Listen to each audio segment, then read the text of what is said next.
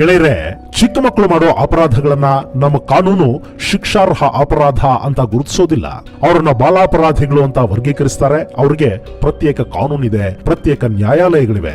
ಆರೋಪ ಸಾಬೀತಾದ ಮೇಲೆ ಅವರನ್ನ ಬಾಲಮಂದಿರಗಳಲ್ಲಿ ಇಡ್ತಾರೆ. ಈ ವಯೋಮಿತಿ ಮೊನ್ನೆಯವರೆಗೂ 18 ವರ್ಷ ಇತ್ತು. ಆದ್ರೆ 2015ರಲ್ಲಿ ಕೇಂದ್ರ ಸರ್ಕಾರ ತಂದ ಹೊಸ ಮಸೂದೆಯ ಪ್ರಕಾರ ಘೋರ ಅಪರಾಧ ಪ್ರಕರಣಗಳಲ್ಲಿ ಬಾಲಾಪರಾಧಿಗಳ ವಯಸ್ಸಿಗೆ 16 ವರ್ಷಗಳ ಮಿತಿಯನ್ನ ಹೇರಲಾಗಿದೆ. ಅಂದ್ರೆ 16 ವಯಸ್ಸು ದಾಟಿದ ಮಕ್ಕಳು ಅಪರಾಧ ಮಾಡಿದ್ರೆ ಅವರನ್ನ ಬಾಲಾಪರಾಧಿಗಳು ಅಂತ ಕನ್ಸಿಡರ್ ಮಾಡುವುದಿಲ್ಲ. ಅರೆ, ಮಹಾಭಾರತದ ಬಗ್ಗೆ ಹೇಳ್ತಾ ಇಲ್ಲಿ ಬಾಲಾಪರಾಧಿಗಳು ಯಾಕೆ ಬಂದ್ರು ಅಂತ ಅಂದ್ಕೋತಿದ್ದೀರೇನೋ? ನಮ್ಮ ಪುರಾತನ ಭಾರತೀಯ ನ್ಯಾಯಶಾಸ್ತ್ರ ಕೂಡ ಇದರ ಬಗ್ಗೆ ಕೂಲಂಕಷವಾಗಿ ಚರ್ಚೆ ಮಾಡುತ್ತೆ. ನಮ್ಮಲ್ಲಿ ಪುರಾಣ ಹಾಗೂ ಸ್ಮೃತಿಗಳನ್ನ ಆಧರಿಸಿದ ನ್ಯಾಯಶಾಸ್ತ್ರದ ಪ್ರಕಾರ 14 ವರ್ಷದೊಳಗಿನ ಮಕ್ಕಳು ಮಾಡುವ ಯಾವುದೇ ಅಪರಾಧಕ್ಕೂ ಶಿಕ್ಷೆ ವಿಧಿಸುವ ಹಾಗಿಲ್ಲ. 14ರ ಒಳಗಿನ ವಯಸ್ಸನ್ನ ಮುಗ್ಧ ವಯಸ್ಸು ಅಂತ ಪರಿಗಣಿಸಬೇಕು. ಇಂಥದೊಂದು ಕಾನೂನನ್ನ ಜಾರಿಗೊಳಿಸಿದ್ದು ಯಾರು ಮತ್ತು ಯಾಕೆ ಅನ್ನೋದನ್ನ ನಾನಿಲ್ಲಿ ನಿಮಗೆ ಹೇಳೋದಕ್ಕೆ ಹೊರಟಿದ್ದೀನಿ. ಅದೂ ಕೂಡ ಮಹಾಭಾರತಕ್ಕೆ ಸಂಬಂಧಿಸಿದ ಕಥೆನೇ. ನೀವಿನ್ನು ನಮ್ಮ ಯೂಟ್ಯೂಬ್ ಚಾನೆಲ್ ಅನ್ನು ಸಬ್ಸ್ಕ್ರೈಬ್ ಮಾಡದಿದ್ದರೆ ಈಗಲೇ ಬೆಲ್ ಐಕಾನ್ ಪ್ರೆಸ್ ಮಾಡಿ ಹಾಗೂ ವಿಡಿಯೋವನ್ನು ಲೈಕ್, ಶೇರ್ ಮತ್ತು ನಮ್ಮ ಚಾನೆಲ್ ಅನ್ನು ಸಬ್ಸ್ಕ್ರೈಬ್ ಮಾಡಿ. ಗೆಳೆಯರೆ, ದ್ವಾಪರ ಯುಗದ ಕಾಲದಲ್ಲಿ ಮಾಂಡವ್ಯ ಅನ್ನೋ ಸತ್ಯಸಂಧನೂ ಯೋಗ ತತ್ಪರನೂ ಆದ ಸಾಧಕನೊಬ್ಬನಿದ್ದ. ಅವನು ಚಿಕ್ಕದೊಂದು ಆಶ್ರಮ ಮಾಡಿಕೊಂಡು ತನ್ನ ಪಾಡಿಗೆ ತಾನು ಸಾಧನೆಗಳಲ್ಲಿ ತೊಡಗಿಸ್ಕೊಂಡಿದ್ದ. ಒಂದಿನ ಅವನ ಆಶ್ರಮಕ್ಕೊಂದು ಕಳ್ಳರ ತಂಡ ನುಗ್ಗಿಬಿಡ್ತು. ಅವರನ್ನು ಬೆನ್ನಟ್ಕೊಂಡು ರಾಜಭಟ್ರು ಅಲ್ಲಿಗೆ ಬಂದ್ರು. ಅದು ಬಹಳಷ್ಟು ದಿನಗಳಿಂದ ಜನರನ್ನ ದೋಚ್ತಾ ಇದ್ದ ಕಳ್ಳರ ತಂಡ. ಅವರನ್ನ ಹಿಡಿಲೇಬೇಕು ಅಂತ ರಾಜಭಟರು ಹಠಕ್ಕೆ ಬಿದ್ದಿದ್ರು. ಹೀಗಾಗಿ ಅವರನ್ನ ಅಟ್ಟಿಸಿಕೊಂಡು ಬಂದ ತಂಡ ಋಷಿಯ ಆಶ್ರಮವನ್ನ ನುಗ್ಗುತ್ತೆ. ಅಲ್ಲಿ ಋಷಿ ಮರವೊಂದರ ಕೆಳಗೆ ಮೌನ ವ್ರತಧಾರಿಯಾಗಿ ಧ್ಯಾನ ಮಾಡ್ತಾ ಕೂತಿದ್ದ. ರಾಜಭಟ್ರು ಆ ಋಷಿಯನ್ನು ಉದ್ದೇಶಿಸಿ, ಈ ಕಡೆಗೆ ಕಳ್ಳರು ಬಂದ್ರು, ಅವರನ್ನು ನೋಡಿದ್ರಾ ಅಂತ ಕೇಳ್ತಾರೆ. ಋಷಿ ಮಾತಾಡೋದಿಲ್ಲ. ಎಷ್ಟು ಮಾತಾಡಿಸಿದ್ರು ಅವನು ಬಾಯಿ ಬಿಡೋದಿಲ್ಲ, ಕಣ್ಣು ಬಿಡೋದಿಲ್ಲ. ಸರಿ, ಭಟರು ಇಡೀ ಆಶ್ರಮವನ್ನ ಜಾಲಾಡ್ತಾರೆ. ಅವರಿಗಲ್ಲಿ ಅಡಗಿ ಕೂತಿದ್ದ ಕಳ್ಳರೂ ಸಿಗ್ತಾರೆ.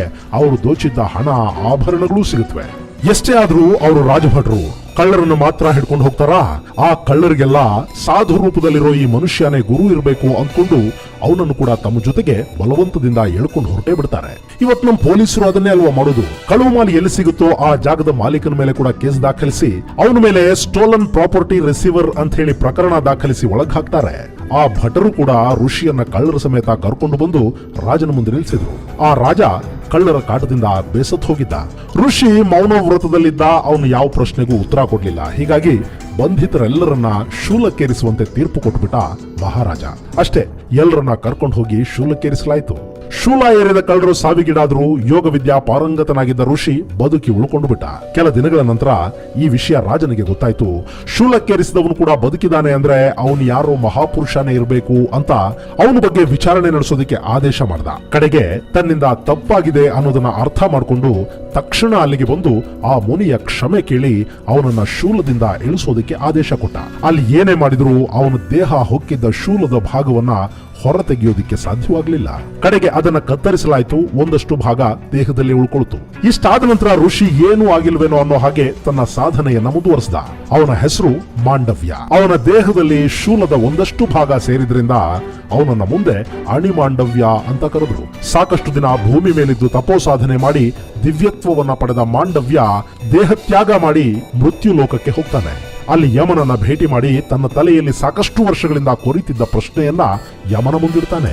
ಯಮಧರ್ಮ ಯಾವುದೇ ಮನುಷ್ಯನಿಗೆ ಏನೇ ಶಿಕ್ಷೆ ಅಥವಾ ಕೆಟ್ಟದ್ದಾಗಬೇಕು ಅಂದ್ರೆ ಅದಕ್ಕವನ ಪಾಪ ಕರ್ಮಗಳು ಕಾರಣವಾಗುತ್ತವೆ. ಈ ಮಾತನ್ನ ನಾನು ನಂಬ್ತೀನಿ. ನನ್ನ ದೇಹಕ್ಕೆ ಅಪಾರ ಯಾತನೆಯನ್ನ ಕೊಟ್ಟ ಈ ಶೂಲ ನನ್ನನ್ನ ಹಿಂಸಿಸೋದಿಕ್ಕೆ ಏನ್ ಕಾರಣ?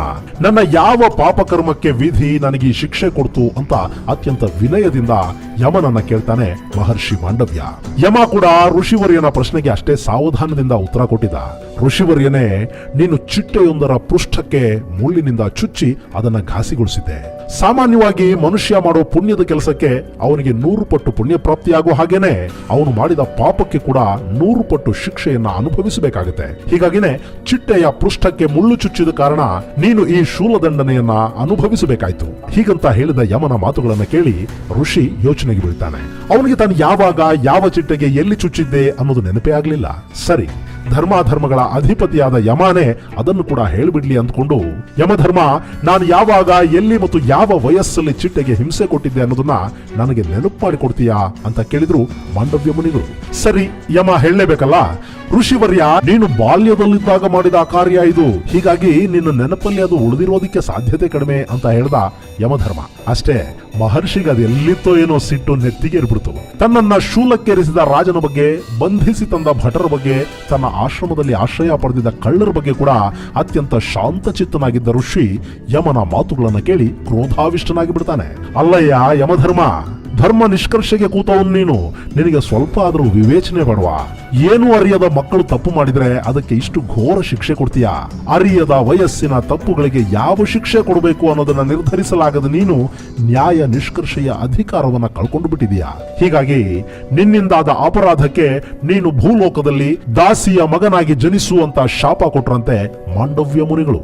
ಅಷ್ಟೇ ಅಲ್ಲ, ಇನ್ನು ಮುಂದೆ 14 ವರ್ಷ ತುಂಬುವ ಮೊದಲು ಮಕ್ಕಳು ಮಾಡುವ ತಪ್ಪುಗಳಿಗೆ ಶಿಕ್ಷೆ ಇರಬಾರದು ಅನ್ನೋ ಧರ್ಮ ಶಾಸನವನ್ನ ಹೇಳಿ ಇದು ಮಹರ್ಷಿ ಆಣಿಮಾಂಡವ್ಯನ ಆದೇಶ ಅಂತ ಘೋಷಿಸಿದ್ರಂತೆ ಮಹರ್ಷಿ ಮಾಂಡವ್ಯರು. ಹೊತ್ತಿಗೆ ಧರ್ಮಶಾಸ್ತ್ರಗಳನ್ನ, ಶಾಸನಗಳನ್ನ, ಕಾನೂನುಗಳನ್ನ ರೂಪಿಸ್ತಾ ಇದ್ದವರು ಜ್ಞಾನಿಗಳು, ನ್ಯಾಯಶಾಸ್ತ್ರ ಕೋವಿದರು ಆದ ಋಷಿಗಳೇ. ಹೀಗಾಗಿ ಅಣಿಮಾಂಡವ್ಯರು ಹೇಳಿದ ಹಾಗೆ ಪುರಾತನ ಭಾರತೀಯ ನ್ಯಾಯಶಾಸ್ತ್ರದಲ್ಲಿ 14 ವರ್ಷ ದಾಟದವರನ್ನ ಅಪರಾಧಿಗಳು ಅಂತ ಪರಿಗಣಿಸಬಾರದು ಅನ್ನೋ ಕಾನೂನು ಜಾರಿಯಾಯಿತು. ಇವತ್ತು ನಮ್ಮ ಕಾನೂನು ಕೋವಿದರು ಜಾರಿಗೆ ತಂದಿರೋ ಜುವೆನೈಲ್ ಲಾ ನಮ್ಮಲ್ಲಿ ಮಹಾಭಾರತದ ಕಾಲದಿಂದಲೇ ಜಾರಿಯಲ್ಲಿತ್ತು. ಇನ್ನು ಶಾಪಗ್ರಸ್ತನಾದ ಯಮನ ಒಂದು ಅಂಶ ವಿದುರನ ರೂಪದಲ್ಲಿ ಭೂಮಿಯಲ್ಲಿ ಜನ್ಮ ತಾಳ್ಬೇಕಾಯ್ತು. ಅದು ಕೂಡ ಚಂದ್ರವಂಶದ ಸೊಸೆ ಅಂಬಿಕೆಯ ದಾಸಿಯ ಗರ್ಭದಲ್ಲಿ ವೇದವ್ಯಾಸ ಮಹರ್ಷಿಯ ಶುಕ್ರ ಸಂಜಾತನಾಗಿ ವಿದುರನ ರೂಪದಲ್ಲಿ ಶಾಪಗ್ರಸ್ತ ಯಮನ ಜನನವಾಯಿತು. ವಿದುರ ಯಮಾಂಶ ಸಂಭೂತನಾಗಿದ್ದ ಕಾರಣದಿಂದಲೇ ಅವನು ಧರ್ಮಶಾಸ್ತ್ರ ಕೋವಿದನಾಗಿ ಸಕಲ ವಿದ್ಯಾ ಪಾರಂಗತನಾದ ಅಂತ ಹೇಳಲಾಗತ್ತೆ. ಕೆಳರೆ ಇಲ್ಲಿ ಕುರುವಂಶದ ಉದ್ಧಾರಕ್ಕಾಗಿ ಧೃತರಾಷ್ಟ್ರ, ಪಾಂಡುರಾಜ ಹಾಗೂ ವಿದುರನ ಜನನವಾಗಿತ್ತಲ್ಲ. ಭೀಷ್ಮರು ಈ 3 ಜನರಿಗೆ ಸರಿಸಮಾನವಾಗಿ ವಿದ್ಯೆಯನ್ನ ಕೊಡಿಸುವ ಏರ್ಪಾಡು ಮಾಡ್ತಾರೆ. ಮೂವರು ಸಕಲ ವಿದ್ಯಾ ಪಾರಂಗತರಾಗ್ತಾರೆ. ಅದರಲ್ಲೂ ಧೃತರಾಷ್ಟ್ರ ಅಪರಿಮಿತ ಶಕ್ತಿ ಸಂಪನ್ನನಾಗಿ ಮಲ್ಲ ಯುದ್ಧದಲ್ಲಿ ಪ್ರಾವೀಣ್ಯವನ್ನ ಪಡ್ಕೊಂಡ್ರೆ ಪಾಂಡು ಬಿಲ್ವಿದ್ಯಾ ನಿಪುಣನಾಗ್ತಾನೆ. ಇನ್ನು ವಿದುರ ಶಸ್ತ್ರವಿದ್ಯೆಯ ಜೊತೆಯಲ್ಲೇ ಸರ್ವಶಾಸ್ತ್ರಗಳನ್ನು ಕೂಡ ಅರಿದು ಕುಡಿದ ಮಹಾಪಂಡಿತನಾಗ್ತಾನೆ. ಇನ್ನು ಇವರು ಪ್ರಾಪ್ತ ವಯಸ್ಸಿಗೆ ಬರ್ತಿದ್ದ ಹಾಗೇನೆ ಕುರು ಸಿಂಹಾಸನದ ಮೇಲೆ ಪಟ್ಟಾಭಿಷೇಕ ಮಾಡಬೇಕು ಅಂತ ಕೂತಾರೆ ಹುರು ಹಿರಿಯ ಭೀಷ್ಮ. ಆದ್ರೆ ಹಿರಿಯನಾದ್ರೂ ಕೂಡ ಧೃತರಾಷ್ಟ್ರ ಅಂಧನಾದ ಕಾರಣ ಅವನು ರಾಜ್ಯಭಾರ ಮಾಡೋದು ಸಾಧ್ಯವಿಲ್ಲ ಅನ್ನೋ ನಿರ್ಣಯಕ್ಕೆ ಬರಲಾಗತ್ತೆ. ಇನ್ನು ವಿದುರ ದಾಸಿಪುತ್ರ ಹಾಗೂ ಅವನಿಗೂ ಸಿಂಹಾಸನಕ್ಕೂ ಯಾವ ಸಂಬಂಧನೂ ಇರಲಿಲ್ಲ. ಹೀಗಾಗಿ ಪಾಂಡು ರಾಜನಿಗೆ ಪಟ್ಟ ಕಟ್ಟುವ ತೀರ್ಮಾನಕ್ಕೆ ಬಂದ ಭೀಷ್ಮರು ಕುರು ಸಿಂಹಾಸನಕ್ಕೆ ಪಾಂಡುವನ್ನ ಉತ್ತರಾಧಿಕಾರಿಯನ್ನಾಗಿ ಮಾಡ್ತಾರೆ. ಅವರಿಗೆ ಅನುರೂಪ ಕನ್ಯೆಯರನ್ನ ತಂದು ವಿವಾಹ ಕೂಡ ಮಾಡ್ತಾರೆ. ಧೃತರಾಷ್ಟ್ರ ಗಾಂಧಾರ ನರೇಶನ ಮಗಳು ಗಾಂಧಾರಿಯನ್ನ ಮದುವೆಯಾದ್ರೆ ಪಾಂಡುರಾಜ ಕುಂತಿ ಹಾಗೂ ಮಾದ್ರಿಯರನ್ನ ವಿವಾಹವಾಗ್ತಾನೆ. ಇನ್ನೇನು ಭೀಷ್ಮ ವಾನಪ್ರಸ್ಥಕ್ಕೆ ಹೋಗಿಬಿಡಬೇಕು. ಅಷ್ಟರಲ್ಲಿ ಆ ವಂಶಕ್ಕೆ ಮತ್ತೊಂದು ಸಂಕಟ ಎದುರಾಗಿ ಸಿಂಹಾಸನದ ಜವಾಬ್ದಾರಿ ಮತ್ತೆ ಭೀಷ್ಮನ ಹೆಗಲಿಗೆ ಬೀಳುತ್ತೆ. ಅದೇನು ಅನ್ನೋದನ್ನ ಮುಂದಿನ ಸಂಚಿಕೆಗಳಲ್ಲಿ ನೋಡೋಣ. ಅಲ್ಲಿವರೆಗೂ ಓಂ ಶ್ರೀ ಕೃಷ್ಣಾರ್ಪಣಮಸ್ತು. ನಮಸ್ಕಾರ.